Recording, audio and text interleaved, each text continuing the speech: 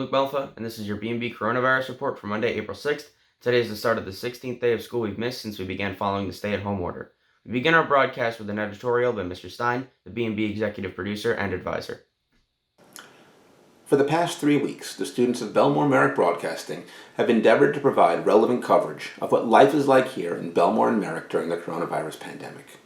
We focused our coverage on our community, the students and their families, the teachers, administrators, and businesses of Bellmore-Merrick. We've tried to be educational and informational, at times inspirational, and maybe even a bit humorous. As the pandemic enters what looks like a new phase, with the news on TV becoming more and more grim as the virus reaches into our community, the students of BMB are committed to providing the same level of coverage and reporting. We won't focus and dwell on statistics and numbers. Instead, we'll try to offer the stories of the heroes who are keeping us safe, and we will continue to document these historic times through the eyes of the dedicated teenagers who make these broadcasts possible. Please continue to be safe, be well, and thank you for continuing to bring BMB into your homes. Yesterday on the Daily Report, morning announcements anchor Michele Spiller explored the importance of a ventilator, a medical device that has been all over the news and seemingly in short supply. For those who missed yesterday's Daily Report, we're going to return to that story now. Michele? If anyone has ever visited someone in the hospital, chances are that you've seen a ventilator. A ventilator is a machine that provides medical ventilation by moving breathable air into and out of the lungs. And in fight against COVID-19, ventilators have become an indispensable tool. In this situation, it is about a ventilator. Why? Because the majority of these patients, they're not coming in needing surgery, it's all the same. It's a respiratory illness. Their lungs are damaged. They're having trouble breathing. They have a cough, and they all need a ventilator. Ventilators are an expensive piece of equipment that are sadly in short supply. Not everyone who tests positive for the coronavirus shows symptoms, and not everyone who has symptoms needs hospitalization. But for the 22% of coronavirus patients who will spend time in the hospital, the availability of a ventilator can mean the difference between life or death. So when you have somebody critically ill with a pneumonia, as the lungs get filled with inflammatory cells, the space in the lungs where the oxygen comes in and goes into the blood is filled with inflammation, with inflammatory cells, with infection, and therefore oxygen is unable to get into the blood.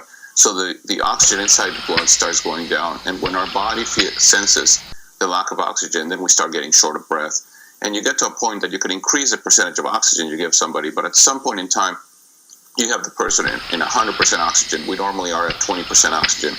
And 100% oxygen, and you're still not getting enough oxygen in there. So you have to then put a tube down our windpipe and hook it to a machine that is going to not only give you more oxygen, but also pressure it in, right? Push it in. And that's called a ventilator. A ventilator really puts pressure into the air that goes into your lungs as a way to try to get that oxygen into the blood.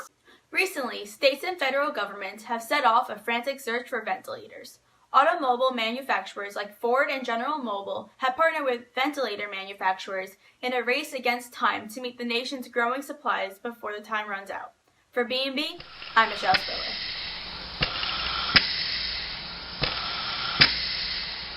Thanks, Michele. Now let's check in with our BMB reporters around the district. Alisa Romandetto, and week 4 of the coronavirus shutdown is about to begin. I couldn't tell you what day it was if I tried. Most of them at this point just mushed together into one big endless cycle. I could hardly recognize day and night at this point.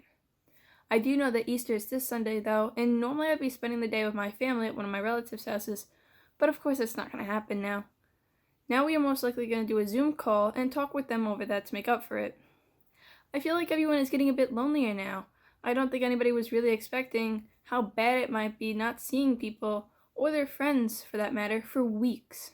Something I found helpful though is talking to my friends whenever possible, either through text or FaceTime calls. You could maybe even find a new hobby. I started reading again, and I forgot really how much I enjoyed it. I also started some new shows on Netflix, and I have movie nights with my friends online. It's something to just pass the time.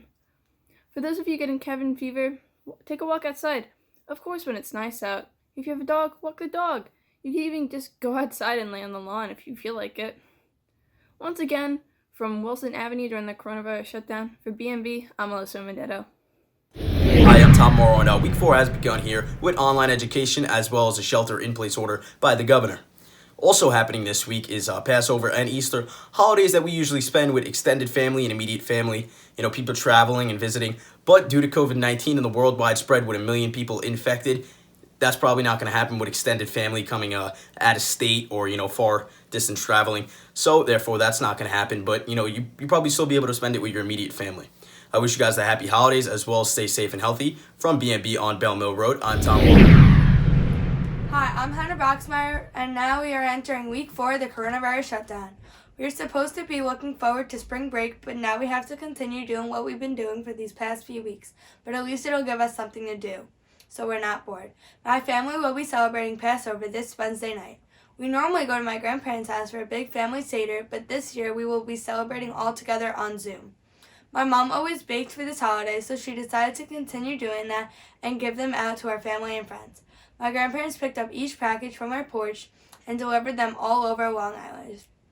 They made sure to leave the packages outside on people's porches to ensure social distancing. If you, like many others, are starting to get cabin fever, here are some solutions now that it's getting warmer. Play around your house, go on walks, and even just drive around in the car to get out of your house. So from BMB from Henry Street, I'm Hannah Broxmeyer. Thanks, guys. So that'll do it for another episode of the BMB Daily Report. Be sure to subscribe to BMB to get the latest on all that is going around the district during this difficult time. To the members of our community and of our family who are struggling today, know you're not alone. For BMB, I'm Luke Melfa.